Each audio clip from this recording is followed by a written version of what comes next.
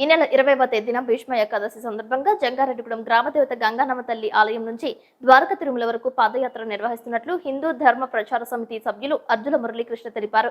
పరిసర ప్రాంత ప్రజలు ఎప్పటిలాగా ఆయా ప్రాంతాల నుంచి చిన్న తిరుపతికి పాదయాత్రగా తరలి రావాలని అన్నారు. మంచు కురుస్తున్న సందర్భంగా రహదారికి ఎడమవైపు నుంచి మాత్రమే పాదయాత్ర చేపట్టాలని ఆయన సూచించారు.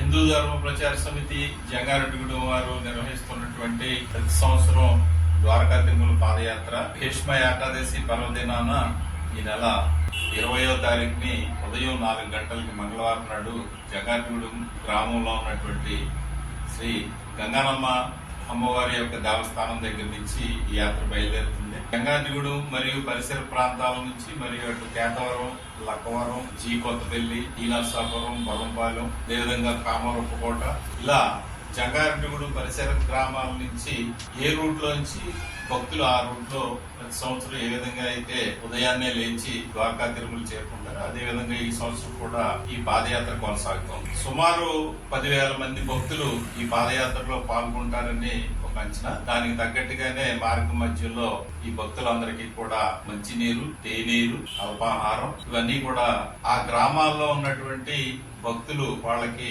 అన్ని సదుపాయాలు ఏర్పాట్లు చేయడం జరిగింది.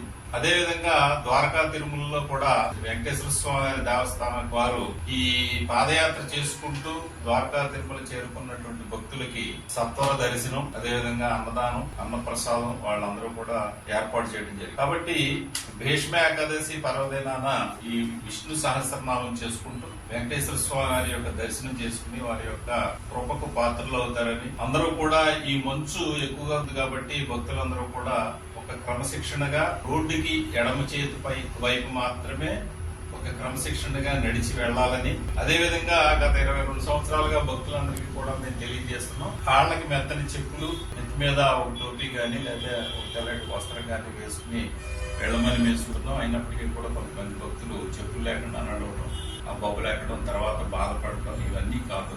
భగవంతుడి దర్శనానికి వెళ్ళేటప్పుడు ఈ తార్ రోడ్ల మీద మనకి కాళ్ళు దెబ్బతినే అవకాశం ఉంటుంది కాబట్టి అందరూ కూడా చెప్పులతో వెళ్ళమని చెప్పి మేము మా హిందూ ధర్మ ప్రచార సమితి పూర్వం నుంచి కూడా చెప్తా వస్తాం. కాబట్టి భక్తులందరూ కూడా 20వ తారీఖు మంగళవారం నాడు ఉదయాన్నే లేచి మాతో పాటు రాదలుచుకున్న వాళ్ళు ఉదయం 4 గంటలకు గంగానమ్మ గుడి దగ్గరికి రావాలి. లేదు ఎవరు ఇష్టం వచ్చినట్టు వాళ్ళు వాళ్ళ ఆయా ప్రాంతాల నుంచి వెళ్లేవాళ్ళు ఉదయాన్నే ఒక క్రమశిక్షణగా వెళ్లాలని కోరుతూ మేము మిమ్మల్ని అందరినీ కూడా కోరుతున్నాం.